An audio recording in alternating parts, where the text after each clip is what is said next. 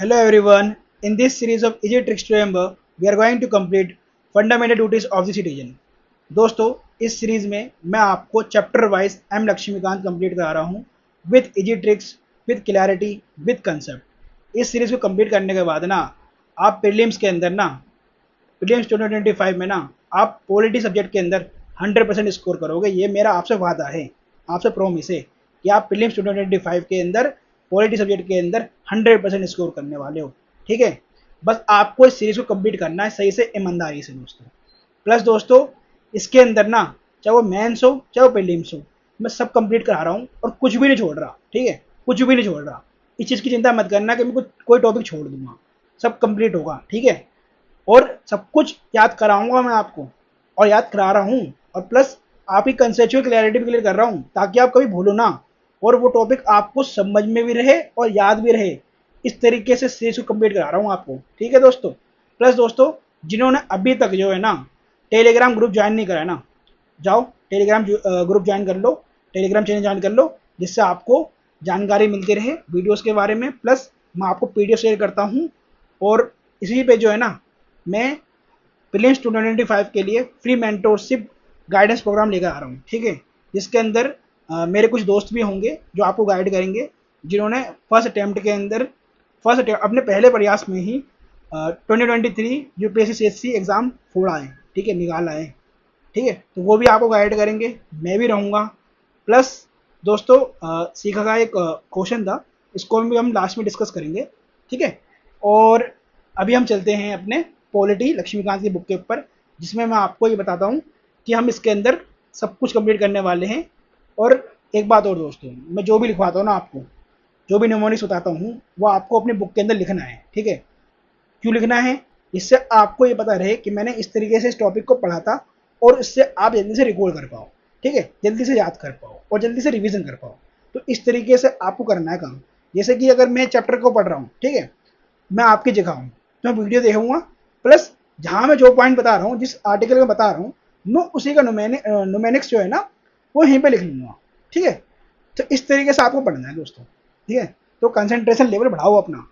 ठीक है, निमोनिक्स को आप साइड में लिखो, और प्लस जो मैं पॉइंट बताता हूँ ना उसे भी आप शॉर्ट नोट्स में बना के लिख सकते हो।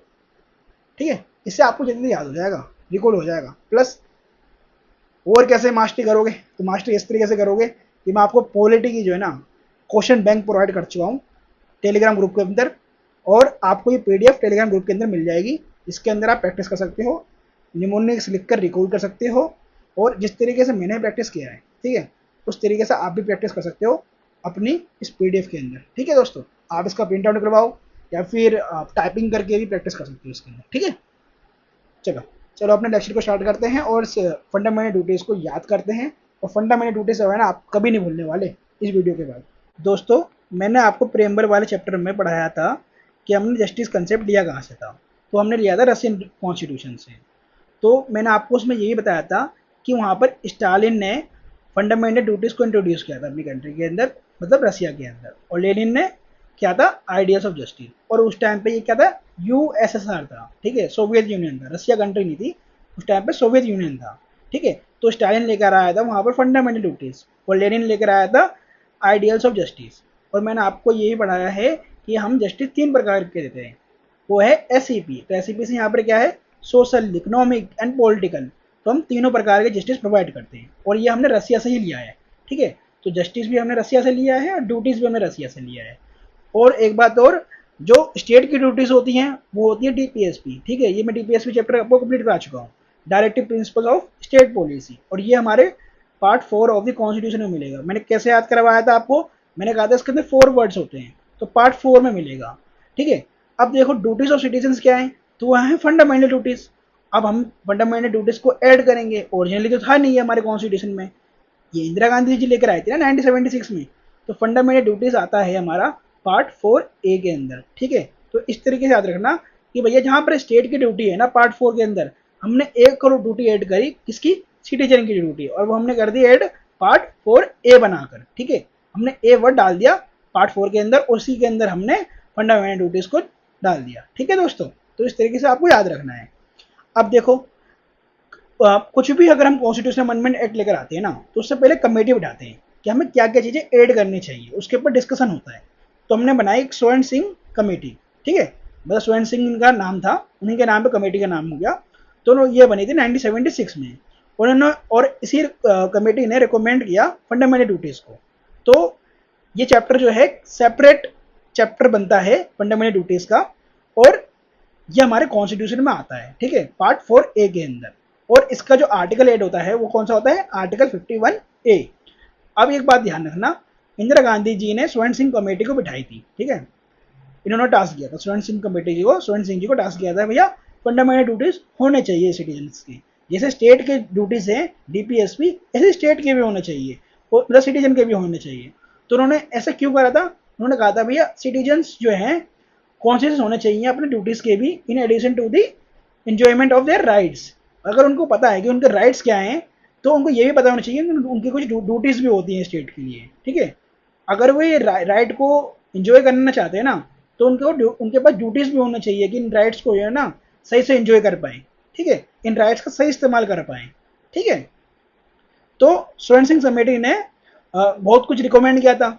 अब उन्होंने बहुत सारे जो है ना फंडामेंटल ड्यूटीज को रिकमेंड किया कि भाई ये सारे फंडामेंटल ड्यूटीज कॉन्स्टिट्यूशन में होने चाहिए, बट उसमें से बहुत सारे जो है ना फंडामेंटल ड्यूटीज को एक्सेप्ट नहीं करा गया पार्लियामेंट के द्वारा। कहा ये जो है ना फंडामेंटल ड्यूटीज बनाना मतलब अभी के लिए सही नहीं है। तो वो कौन कौन से थे, तो ये था कि पेनाल्टी और पनिशमेंट देना for non compliance of the fundamental duties. अगर किसी सिटीजन ने कंप्लायंस नहीं करा, मतलब फंडामेंटल ड्यूटीज को नहीं फॉलो किया, तो उसको पेनाल्टी दे सकती है और पनिशमेंट कर सकती है कौन, पार्लियामेंट। तो इस चीज को क्या कर दिया, कैंसिल आउट कर दिया कि नहीं भैया हम इस फंडामेंटल ड्यूटीज को नहीं बनाना चाहते, ठीक है, अभी के लिए सही नहीं है, जस्टिफाइड नहीं है। और no judicial review on laws imposing penalty. अब इन्होंने ये भी बोला कि भैया कोई जुडिशियल रिव्यू नहीं होगा, जो भी पेनाल्टी देगी पार्लियामेंट उसके ऊपर कोई जुडिशियल रिव्यू नहीं होगा। तो इसको भी फंडामेंटल ड्यूटीज के अंदर से ऐड नहीं करा गया, ठीक है। अब एक बात तो, ड्यूटी टू पे taxes should also B fundamental duties. अब देखो दोस्तों ये बहुत ज़्यादा डिबेटेबल है कि भैया टैक्स पे करना ये सिटीजन के फंडामेंटल ड्यूटी होने चाहिए या नहीं होने चाहिए। पार्लियामेंट ने उस टाइम पे इसको क्या कर दिया, कैंसिल आउट कर दिया कि भैया ये अभी फंडामेंटल ड्यूटी बनने के लिए सही समय नहीं है, ठीक है दोस्तों। अब देखो आर्टिकल हम याद करेंगे फंडामेंटल ड्यूटीज के, ठीक है, आर्टिकल बाय आर्टिकल याद करेंगे और विद एजेट्रिक्स याद करेंगे, ठीक है। एक बात और ध्यान रखना, जैसे डीपीएस भी नॉन जस्टिसाइबल है, ऐसे ही ये भी फंडामेंटल ड्यूटी भी नॉन जस्टिसाइबल है, ठीक है, इस बात को ध्यान रखना। अभी हम इसको आगे और पढ़ेंगे, अभी हम आर्टिकल बाय आर्टिकल सब कुछ याद कर रहे हैं, ठीक है। आर्टिकल 51A में आपको सारे के सारे फंडामेंटल ड्यूटीज मिलेंगे। तो टोटल फंडामेंटल ड्यूटीज कितने हैं, तो टोटल हैं 11। बट एक बात ध्यान रखना, स्टार्टिंग में ये 10 थे, ठीक है। एक फंडामेंटल ड्यूटीज लास्ट में ऐड होता है और वो होता है 2002 में, ठीक है। तो स्टार्टिंग में ये 10 थे और ये किसने रिकमेंड किए थे, तो ये करे थे एसएससी ने। और ये एसएससी क्या है यहाँ पर, तो ये है स्वर्ण सिंह कमेटी, ठीक है। तो इस तरीके से आपको याद रखना है। अब एक बात और दोस्तों, ये जो है आर्टिकल 51A, तो ये ध्यान रखना ये जो स्मॉल ए है ना ये हमारा फंडामेंटल ड्यूटी है और ये पहला ड्यूटी है, ठीक है। तो ऐसे करके स्मॉल ए में ABCD करके हमारा के तक चलेगा, ठीक है।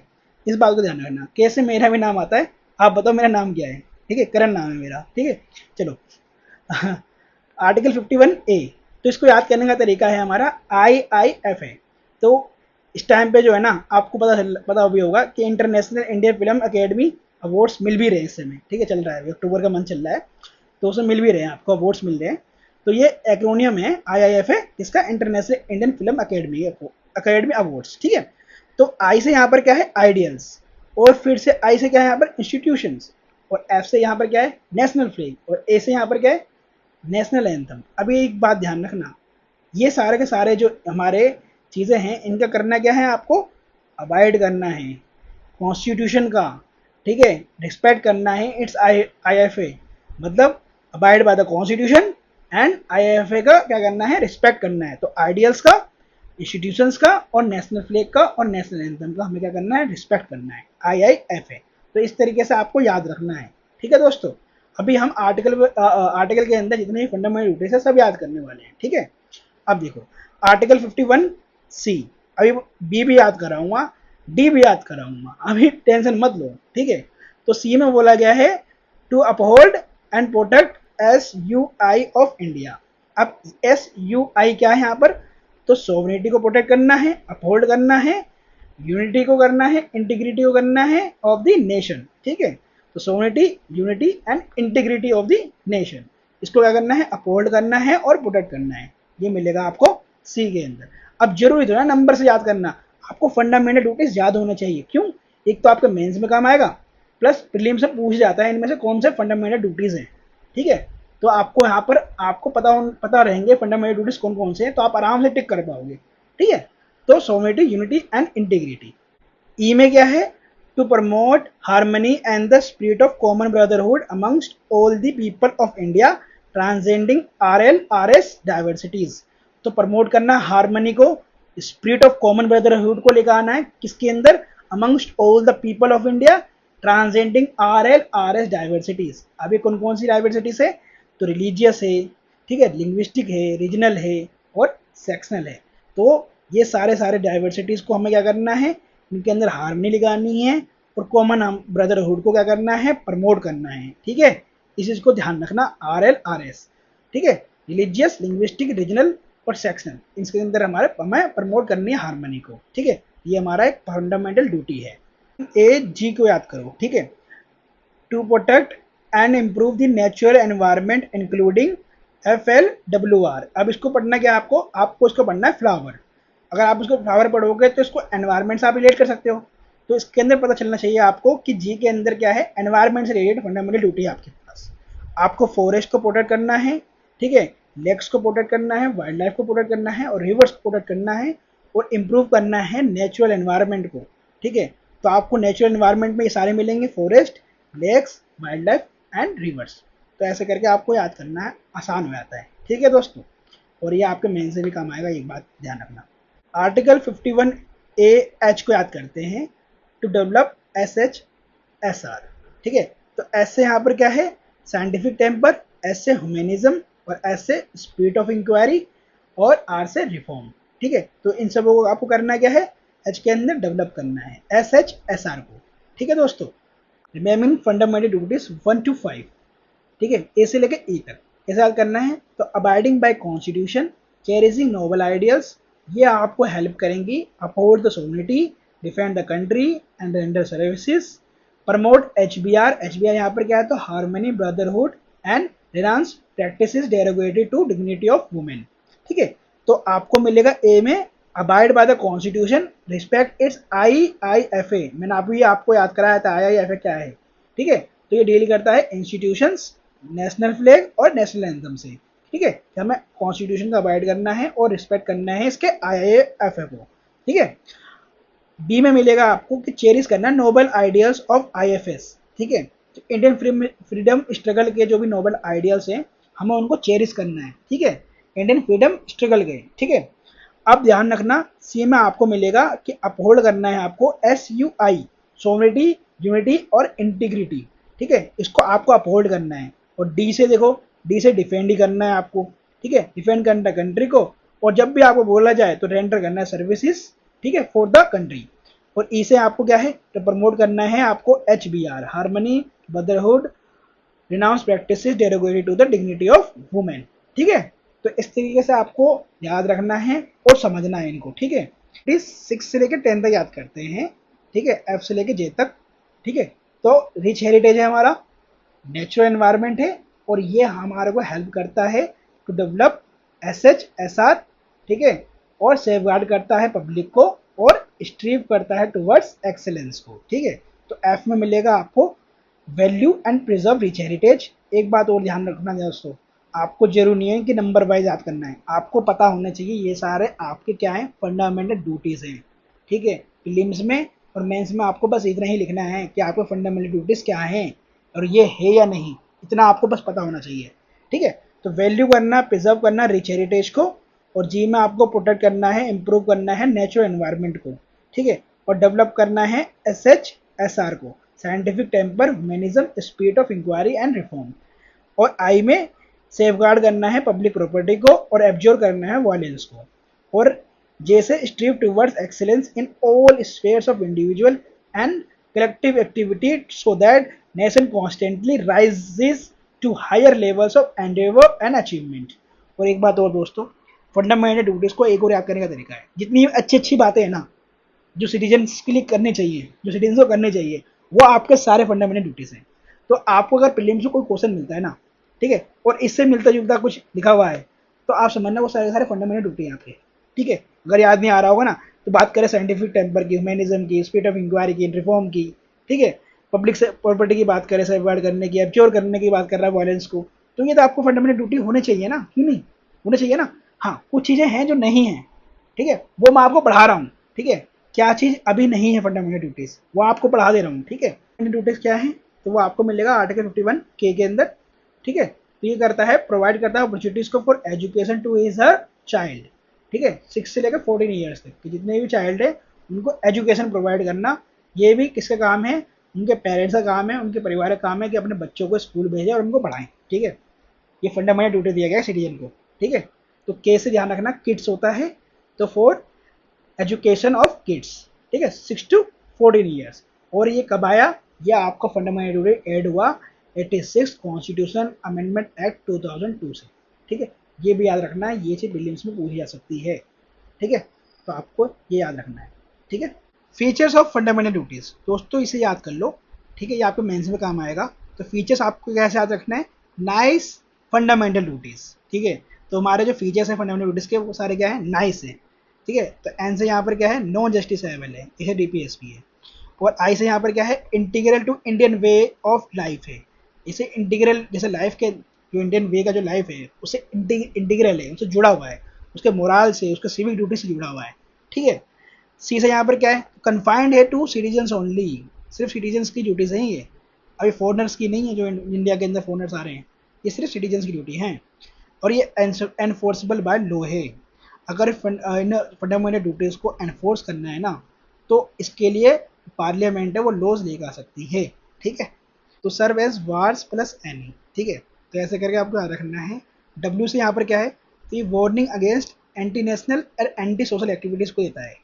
जो भी एंटी नेशनल और एंटी सोशल एक्टिविटीज़ कर रहे हैं ना, तो उनके लिए वार्निंग है। फंडामेंटल ड्यूटीज़ बताता है कि उनके ड्यूटीज़ क्या हैं, उनको क्या करना चाहिए। और अगर आप एंटी नेशनल एक्टिविटीज़ कर रहे हैं तो ये आपका फंडामेंटल ड्यूटी थोड़ी ना है, तो ये क्राइम कहलाएगा। ठीक है, तो ये उनके लिए वार्निंग है कि भैया फंडामेंटल ड्यूटी में बोली गई है कि आपको अपहोल्ड करना है sovereignty, integrity, unity of India को। ठीक है, आपको एब्जॉर्ब करना है वायलेंस को, तो इससे क्या मिलेगा, आपको वार्निंग मिलेगा। ठीक है, ए से यहाँ पर क्या है, create active participants not mere spectators in the realisation of national goals. अब सिर्फ बोलने के लिए देशभक्ति थोड़ी ना चाहिए हमें, हमें तो भैया एक्टिव पार्टिसिपेंट चाहिए अपनी कंट्री के अंदर, जो सिर्फ बोलने के लिए देशभक्त ना हो, करने वाले भी हों। ठीक है, तो उनके अगर फंडामेंटल ड्यूटीज उनको पता होंगे तो वो उनको फॉलो कर पाएंगे। ठीक है, आर से यहाँ पर क्या है, तो reminders to citizens while enjoying their rights they should also be conscious of their duties. अगर उनको उनके राइट्स पता है सिटीजन्स को, तो उनको ड्यूटीज भी पता होना चाहिए कि राइट्स ऐसे नहीं मिल जाते फ्री में, उनके कुछ ड्यूटीज भी होते हैं इसके लिए, ताकि सभी के सभी हारमनी बना के रह सकें। ठीक है, देश के अंदर। एस से यहाँ पर क्या है, सोर्स ऑफ इंस्पिरेशन है, ये प्रमोट करता है sense of discipline and commitment को। और एन से यहाँ पर क्या है, तो नेट नॉन जस्टिसाइबल है, जैसे डीपीएसपी नॉन जस्टिसाइबल है, ऐसे ही फंडामेंटल ड्यूटीज भी नॉट जस्टिसाइबल है, बट हेल्प करता है ये कोर्ट को इन exercising their power of judicial review. तो ये क्या है, एक तरीके का beacon lights off the courts है। ठीक है, जहाँ पे जुडिशियल रिव्यू के अंदर फंडामेंटल ड्यूटीज ऐसा बीकॉन लाइट्स की तरह काम कर सकता है, वहाँ पर ये कोर्ट इसको लेगी, मतलब हेल्प में लेगी, फंडामेंटल ड्यूटीज को हेल्प में लेगी while exercising their judicial review. इसे यहाँ पर क्या है, parliament can enforce them by law. इस बात को ध्यान रखना कि भैया नॉन जस्टिसाइबल तो है फंडामेंटल ड्यूटी। ठीक है, आपको कुछ सजा भी नहीं मिल रही अगर आप इन फंडामेंटल ड्यूटीज़ को आप फॉलो नहीं कर रहे, लेकिन कुछ ऐसे फंडामेंटल ड्यूटीज़ हैं जिसके लिए जो पार्लियामेंट है ना, उसके ऊपर लॉ बना सकती है और उसको एनफोर्स करा सकती है। ठीक है, ये सिग्निफिकेंस है फंडामेंटल ड्यूटीज़ का। क्रिटिसिज्म ऑन फंडामेंटल ड्यूटीज़, तो नलास ड्यूटीज़ से आप इसको याद कर सकते हो। तो एन से यहाँ पर क्या है कि नॉन जस्टिसाइबल कैरेक्टर है फंडामेंटल ड्यूटीज़ का। भाई जस्टिसाइबल ही नहीं है, कोर्ट के अंदर जिसको आप जस्टिस नहीं दिला सकते किसी को, किसी व्यक्ति ने अपने फंडामेंटल ड्यूटीज़ को नहीं निभाया तो उसको सजा मिलनी चाहिए, तो ये नॉन जस्टिसाइबल है, इसे डीपीएसपी है। ठीक है, ए से यहाँ पर क्या है, एम्बिगस है, वेग है इन नेचर, ठीक है, किसने बोला, तो डी चावला ने बोला, तो आपके मेन से काम आएगा लिखने के लिए, ठीक है। एल से यहाँ पर क्या है, तो list is not exhaustive as it does not cover other important duties. अब कास्टिंग वोट भी तो होनी चाहिए ना, फंडामेंटल ड्यूटी, यस और नो, पे करना टैक्सेस को, ये भी तो फंडामेंटल ड्यूटी होनी चाहिए। फैमिली प्लानिंग, ठीक है। ए से यहाँ पर क्या है, an appendage to part 4 has decrease their value and significance, this should have been added after part 3 to keep them on par with fundamental rights. अब एक बात बताओ, पार्ट 4 के अंदर आपको डीपीएस भी मिलता है, अब आपने पार्ट 4A के अंदर क्या कर दिया, फंडामेंटल ड्यूटीज को ऐड कर दिया, ठीक है, तो ये सिग्निफिकेंस कम नहीं कर रहा पार्ट 4 के, ठीक है। इससे यहाँ पर क्या है, it is superfluous to include them in the constitution. Constitution में ऐड करने का फायदा क्या हुआ फंडामेंटल का, जब ये जस्टिसाइबल ही नहीं है, एनफोर्सेबल ही नहीं है, ठीक है। ऐसे यहाँ पर क्या है, तो ये एक हार्ड स्कूल मास्टर की तरह ट्रीट कर रहा है फंडामेंटल ड्यूटी सिटीजन्स को, ठीक है। डेमोक्रेटिक सेटअप है हमारा, instead of thriving on willing cooperation and confidence of people is reduced to the position of hard school master, ठीक है। अब हम पढ़ेंगे कि भैया इंदिरा गांधी जी ने क्या बोला फंडामेंटल ड्यूटीज़ के बारे में, तो इन्होंने सपोर्ट करा फंडामेंटल ड्यूटीज़ को और यही लेकर भी आई हैं। तो इंदिरा गांधी जी जो है इस कॉन्शियस ऑफ ड्यूटीज़ हैं, कैसे, fundamental duties establish a democratic balance by making the people conscious of their duties equally as they are conscious of their rights. अब इन्होंने बोला था कि भैया जब लोगों को, सिटीजन्स को उनके राइट्स के बारे में पता है, ठीक है, कॉन्शियस है, तो उनके कुछ ड्यूटीज़ भी हैं नेशंस के लिए, कॉन्स्टिट्यूशन के लिए ड्यूटीज़ भी हैं, उन राइट्स के लिए ड्यूटीज़ भी हैं, और उनको वो ड्यूटीज़ को फॉलो करना चाहिए, उनको पता होना चाहिए कि उनकी ड्यूटीज़ क्या हैं, ठीक है। और एक बात ध्यान रखना, 1976 में आया था फंडामेंटल ड्यूटीज़ चैप्टर हमारे कॉन्स्टिट्यूशन के अंदर, और उससे पहले जो है ना इंटरनल इमरजेंसी हो चुकी है, ये भी ध्यान रखना। गोखले सॉबरिंग इफेक्ट, ठीक है, तो HR गोखले हैं, ये कैबिनेट मिनिस्टर ऑफ लॉ रह चुके हैं, जस्टिस रह चुके हैं in the Indira Gandhi government during emergency, ठीक है। इन्होंने फंडामेंटल ड्यूटीज़ को सपोर्ट किया और क्या बोला कि fundamental duties would have sobering effect on people who are involve in the anti national activities and unconstitutional agitations. तो ये किसने बोला, HR गोखले जी ने, कि भैया ये सोवरिंग इफेक्ट की तरह काम करेगा पीपल के ऊपर, और जो भी एंटी नेशनल एक्टिविटीज में जुड़े हुए हैं, अनकॉन्स्टिट्यूशनल एजिटेशन कर रहे हैं, तो उनको ये बताएगा कि भैया ये फंडामेंटल ड्यूटीज हैं, ये आपको फॉलो करने चाहिए, ठीक है। शिखा द्विवेदी का ना एक डाउट था, चलो इसे क्लियर करते हैं ना। चलो देखो, टोटल रिजर्वेशन जो है ना सुप्रीम कोर्ट ने 50% कर दिया, कहा भैया 50% से ज़्यादा आप रिजर्वेशन नहीं दे सकते OBC SC और ST को मिलाकर, ठीक है। बचा 50%, मतलब 50% किसके लिए रह जाएगा, वो रह जाएगा जनरल वालों के लिए, ठीक है। अब उसमें एक बात बोली गई कि ऐसा हो सकता है किसी साल जो है जो रिजर्वेशन देना था रिजर्व कैटेगरी को, उससे कम लोग सेलेक्ट हुए, ठीक है। अभी मैं एग्जांपल दूंगा, तो आप उसे कैरी फॉरवर्ड कर सकते हो, ठीक है। सब्सिक्वेंट ईयर्स में आप कैरी फॉरवर्ड करके उस रिजर्व कैटेगरी के जो कैंडिडेट हैं उनकी सीट्स को फिल कर सकते हो। अब मैं आपको एग्जांपल के साथ समझाता हूँ। समझो कि 2023 के अंदर 100 सीट्स आई, ठीक है, तो इसमें जो है रिजर्व कैटेगरी के जो SC कैंडिडेट्स हैं उनको 17 सीट्स मिलनी थी, ठीक है। अब क्या हुआ कि सिर्फ 10 कैंडिडेट ही सिलेक्ट हो पाए SC कम्युनिटी के, बचे कितने, 7 कैंडिडेट। तो ये 7 जो है ना कैरी फॉरवर्ड हो जाएंगे नेक्स्ट ईयर के लिए। अब समझ लो ये कैरी फॉरवर्ड होके आया 2024 में, ठीक है। बट यहाँ देखो, यहाँ पर एक बात और गई है कि टोटल रिजर्वेशन जो है 50% से ऊपर नहीं जाना चाहिए, ठीक है, और 50% तो कम से कम जनरल वालों को रहेगा ही रहेगा। तो 2024 में होगा क्या कि जो कैरी फॉरवर्ड होगा ना ये 7 सीट, ये 50% हो गया रिजर्वेशन वालों का प्लस 50% होगा किसका, जनरल वालों का, और जो ये 7 सीट है ना ये अलग से ऐड करा जाएगा। इस बात को ध्यान रखना, ये अलग से ऐड करा जाएगा सीट के अंदर, ये जो है ना इसे कहते हैं कैरी फॉरवर्ड। अब देखो जरा, ये भी हो सकता है कि इस साल भी जो है ये 7 सीट्स फिल नहीं हो पाई एक्स्ट्रा वाली, ठीक है, समझ लो 4 ही हो पाई, तो जो बचे कितने, 3, तो 3 जो है ये सीट अगले साल के लिए कैरी फॉरवर्ड हो जाएगा। समझो उस साल भी नहीं हुआ 2025 में, तो फिर ये अगले साल के लिए कैरी फॉरवर्ड हो जाएगा। अब एक बात और ध्यान रखना, ये कैरी फॉरवर्ड जो रूल है ना, ये सब्सिक्वेंट 3 ईयर्स के लिए ही है, फोर्थ ईयर्स के लिए नहीं। सब्सिक्वेंट सबसे कैरी फॉरवर्ड रूल नहीं लगेगा, ठीक है। तो ये लैप्स हो जाएगा फोर्थ ईयर के लिए कैरी फॉरवर्ड रूल, ठीक है। अच्छा, इसी के साथ हमारा फंडामेंटल ड्यूटी चैप्टर जो है ना कंप्लीट हो चुका है।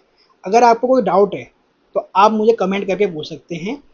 और दोस्तों, अगर आपको वीडियो पसंद आई, ठीक है, तो वीडियो को लाइक करो, शेयर करो अपने दोस्तों के साथ, और चैनल को सब्सक्राइब कर देना।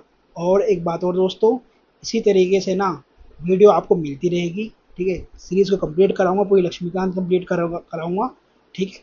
अभी के लिए इतना ही, मिलते हैं नेक्स्ट वीडियो के अंदर। बाय।